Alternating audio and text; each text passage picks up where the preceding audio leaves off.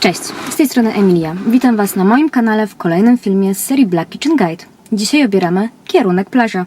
Idziemy do Sopotu, jednego z najpopularniejszych, obok Zakopanego, kurortów w kraju. Sprawdzimy, czy w Sopocie faktycznie jest aż tak drogo, gdzie można smacznie zjeść, a także opowiem Wam, dlaczego nad polskim morzem bardzo trudno o świeżą rybę.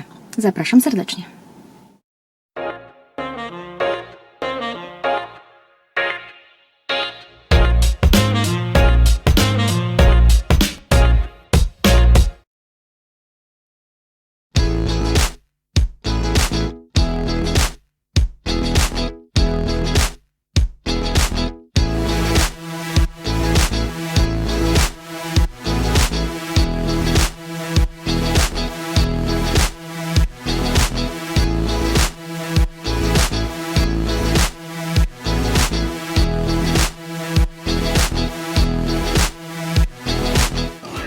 Zjedliśmy właśnie obiad w barze Przystań. Jest to takie kultowe miejsce w Sopocie, bardzo popularna smażalnia ryb. No i nie mogliśmy sobie odmówić, żeby tego miejsca nie spróbować. Zamówiliśmy zupę rybną, specjalność tego zakładu, oraz smażonego dorsza z dodatkami. Bar pracuje na mrożonych rybach, natomiast obsługa zapytana o tą kwestię nie kryje się z tym. Zupa dostępna jest w dwóch wielkościach. My wzięliśmy mniejszą porcję, była mocno aromatyczna, znajdowało się w niej sporo dużych kawałków ryb. Jak na zupę rybną z mrożonek, była ok. Dorsz również był mrożony, miał bardzo cienką panierkę, to atut. Filet był mięsisty, ale trochę suchy. Surówka bardzo octowa, taka gotowa, niskich lotów, ogólnie zjadliwe, ale bez emocji. W barze było dość brudno, czystość stolików pozostawiała trochę do życzenia. Nie były one też na bieżąco dezynfekowane, być może było to spowodowane dużą ilością gości. Trzeba nastawić się na stanie w kolejce. Ceny niskie, mała zupa, dorsz, dodatki, lane piwo to koszt około 46 zł. Niska cena w tym przypadku idzie jednak w parze z przeciętnym jedzeniem, pomimo fantastycznej lokalizacji, tuż przy plaży. Do baru Przystań raczej nie wrócimy.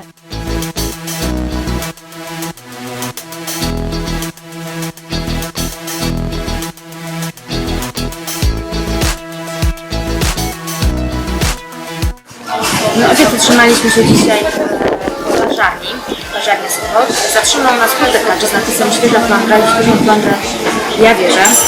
I po rozmowie z panią tutaj z obsługi faktycznie flądry są świeże, niemrożone, przywożone prosto z Władysławowa.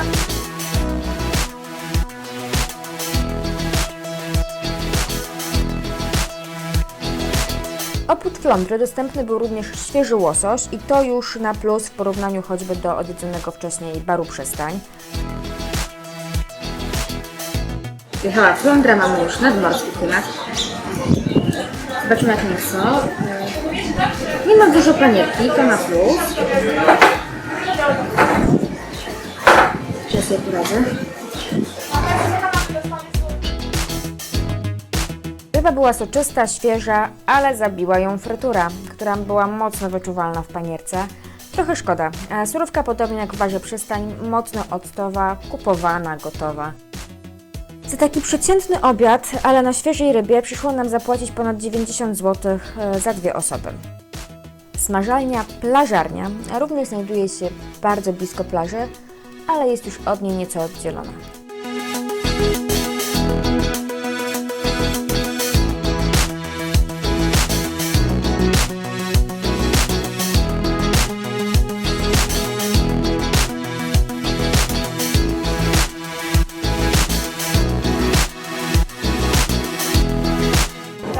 No i jak to jest z tymi rybami i z tymi smażalniami ryb nad Bałtykiem? Bo nam się wydaje, że przyjedziemy sobie nad Bałtyk i zjemy sobie świeżą, zdrową rybkę. Tu wcale tak nie jest. Takie dwie najbardziej popularne ryby nad Bałtykiem, które możemy wybrać, to dorsz i flądra. I z dorszem jest okrutny problem, bo dorsz ogólnie w lipcu i w sierpniu ma okres ochronny, kiedy się dorsza nie łowi, a w tym momencie dodatkowo jeszcze trwa taka próba odrodzenia populacji dorsza i to potrwa długo. Myślę, że to jest sprawa na kilka lat, zanim te dorsze w ogóle znowu będą mogły być łowione. Więc zdecydowana większość dorszy, które mamy w restauracjach, w smażalniach, są to dorsze mrożone, przeważnie atlantyckie. Miejmy świadomość po prostu tego, że wybierając dorsza jemy rybę mrożoną. Jeśli chodzi o flądrę świeżą możemy dostać i pytajcie o świeżą flądrę w smażalniach. Natomiast flądra jest rybą tłustą. I to nie chodzi o to, że ona jest niesmaczna, bo tłusta ryba jest bardzo smaczna, ale w tłuszczu magazynuje się wiele toksyn, a Bałtyk nie jest najczystszym morzem. On ma też dużą ilość glonów, te glony ograniczają dostęp tlenu, no i to mięso ryby nie jest najzdrowsze. W związku z czym taka smażona rybka bardzo smaczna, ale pamiętajmy o tym, że to nie zawsze jest najlepszy wybór. Nie jedzmy ich za dużo w ciągu roku i raczej traktujmy wizytę w smażalni jako taki punkt wizyty w McDonaldzie na wycieczce szkolnej. Bardzo przyjemny, ale nie do końca zdrowy.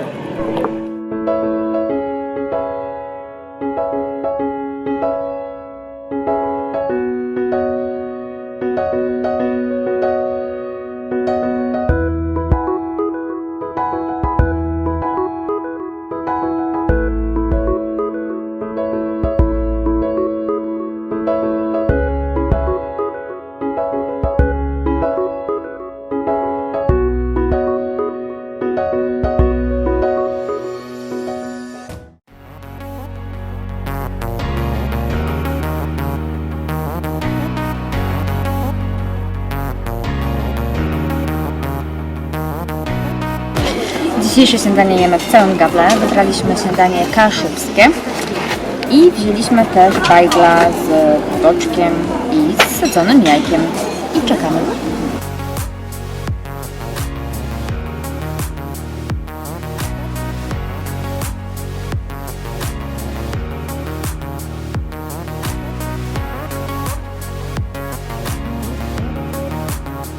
Czekaliśmy bardzo długo, bo ponad pół godziny, ale śniadanie wygląda obłędnie. Po ciężkiej nocy w Sopocie mam nadzieję, że nie zaspokoi, że będzie bardzo smaczny. Mój bajgiel był przepyszny, bardzo świeży i chrupiący. Dodatki były poprawne. Gdyby jajko zrobione na miękko było odrobinę bardziej na miękko i gdyby bekon był bardziej chrupiący, nie miałabym się do czego przyczepić. Do perfekcji jednak troszeczkę zabrakło. Śniadanie po kaszubsku, które wybrał Norbert, składało się z regionalnych wędlin dobrej jakości. Wędliny były bardzo smaczne, do tego jajka na miękko i te już były naprawdę na miękko. Były też kaszubskie sery, m.in. bardzo smaczny twaróg, do tego warzywa, konfitura owocowa, miód i pieczywo, które nie było już tak dobre jak mój bajgiel. Smakowało trochę jak pieczywo z marketu, a bardziej oczekiwałabym pysznego chleba z chrupiącą skórką. Choć porcje były duże i śniadanie było smaczne, to uważam, że rachunek końcowy wyszedł dość wysoki jak na 2 osoby.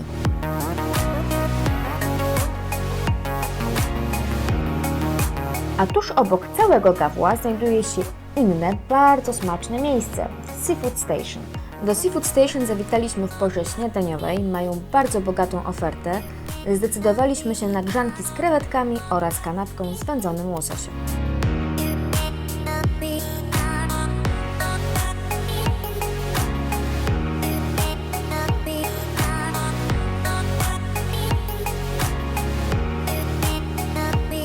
Grzanki podane z krewetkami koktajlowymi w majonezie z dużą ilością koperku, chrzanem i kawiorem z troci były bardzo dobre i bardzo intensywne w smaku. Posmakowały mi na tyle, że chętnie odtworzę je w domu. Przepyszne, malutkie, ale przepyszne. Równie smaczna była kanapka złożona z grillowanej bułki maślanej, sałatki z wędzonego łososia z musztardowym aioli i szczypiorkiem, z jajka sadzonego i z sera cheddar. Zabrałam mężowi połowę porcji. Było warto. Śniadanie nie było duże, ale było bardzo smaczne i razem z alkoholowym drinkiem kosztowało nieco ponad 80 zł dla 2 osób. To śniadanie w Seafood Station posmakowało nam obojgu na tyle, że do restauracji wróciliśmy kolejnego dnia na obiad. Wszystkie ryby dostępne w menu są świeże, nie ma w restauracji nic mrożonego i z całkiem ciekawego menu wybraliśmy tatar z tuńczyka, ceviche z dorsza oraz fish and chips.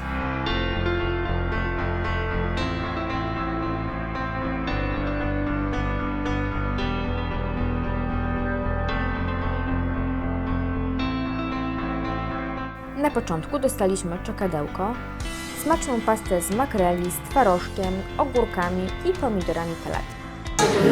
Wybraliśmy 2 przystawki. Pierwsza to tatar z tuńczyka. Tuńczyk jest tutaj przywożony świeży ze Sri Lanki. Podobno jest bardzo, bardzo dobry.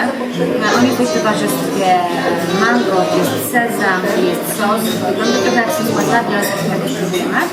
A druga przystawka to ceviche z dorsza, czyli tak naprawdę marynowana w sosach ryba z takim kolędze, pomidorów, papryki, cebuli. Zobaczmy jak sobie. Tatar z tuńczyka to przede wszystkim smak świeżej ryby. Salsa z mango dodawała lekkiego orzeźwienia, a sos z wasabi delikatnej ostrości, choć moim zdaniem mógłby być nieco ostrzejszy. Był to bardzo dobry tatar, ale zjemy w Sopocie jeszcze lepszy, a oglądajcie do końca. Ceviche z dorsza to soczyste kawałki ryby marynowane w dość ostrej zalewie. Ostrości dodawała też cebula i papryczka chili, ale smaki zbalansowano łagodnym awokado i słodkimi pomidorkami. Całkiem przyjemna przystawka, zwłaszcza na ciepłe dni.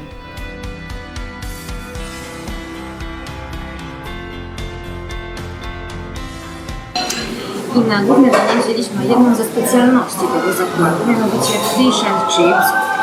Ryba jest sprowadzana świeżutka, jest to dorsz atlantycki i taka świeża ryba, nawet jeżeli jest jak nam to jest naprawdę bardzo dobra alternatywa do wszystkich smażalni ryb i ich mrożonych. Fish and chips, czyli polędwiczki z dorsza smażone w cieście piwnym, a do tego domowe frytki, tłuczony zielony groszek, sos tatarski oraz winegret sarsons, importowany przez restaurację z Wielkiej Brytanii. Ten winegret to ocet słodowy, który powstaje z rzeczki używanej również jako półprodukt do produkcji piwa.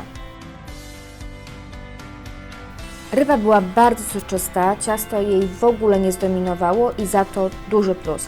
Winegret faktycznie dopełnił smak. Pasta z groszku, jak i sos tatarski były bardzo delikatne i jeśli o mnie chodzi, mogłyby być wyraźniejsze.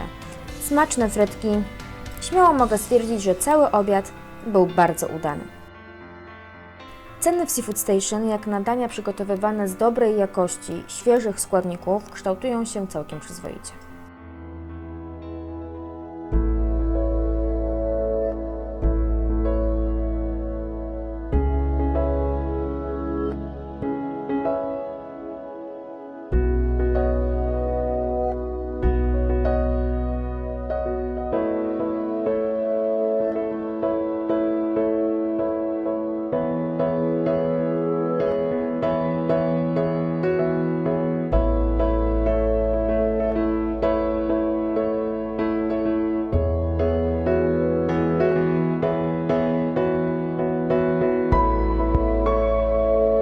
Na jedną z kolacji wybraliśmy się do White Marlin.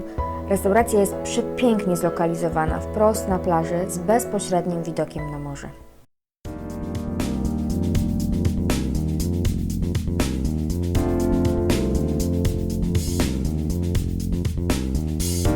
Dostępne są dwie karty, chińska oraz europejska.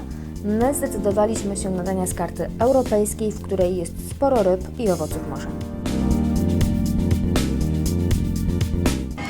Na przystawkę mam tutaj tatar z tuńczyka i on jest podany podobnie jak ja robię tatar z łososia, bo też podaję go na musie z awokado, z odrobiną kolendry. No, zobaczmy jak ten tatar.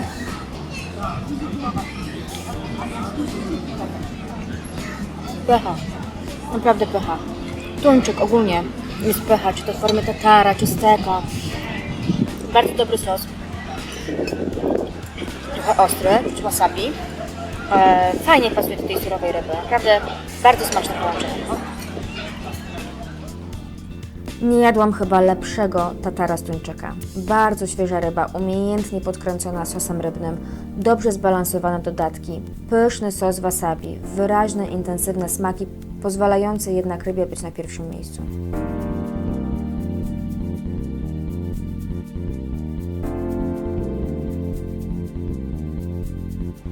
Zamówiliśmy stek z tuńczyka i jest fajnie wysmażony. W środku jeszcze jest taki prawie że surowy. Spróbuję.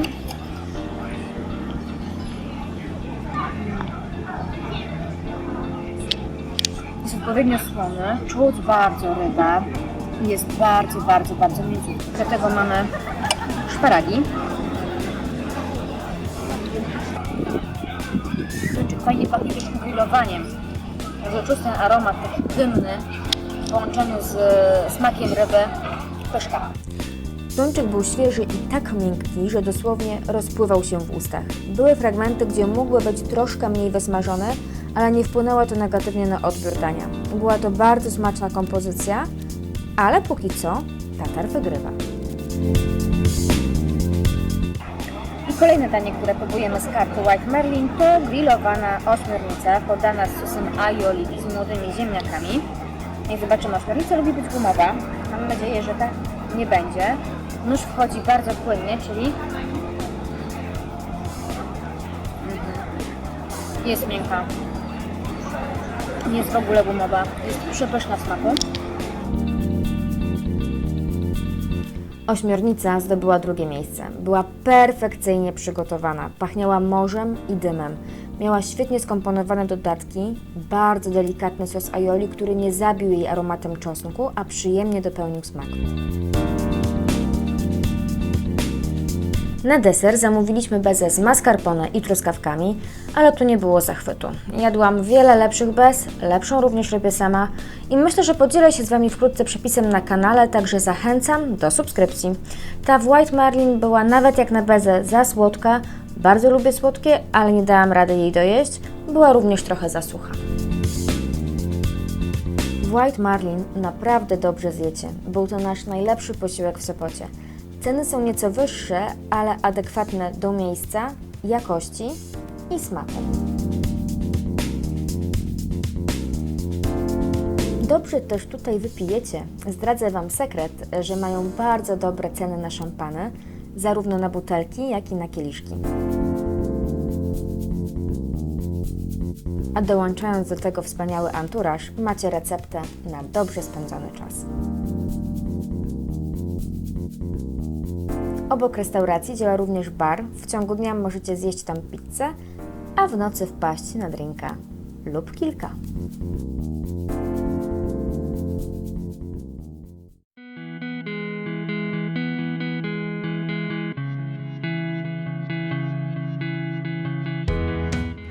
My sobie właśnie zrobiliśmy kolację w formie pikniku na plaży i zamówiliśmy sobie pizzę z takiej popularnej sopockiej pizzerii Prosto.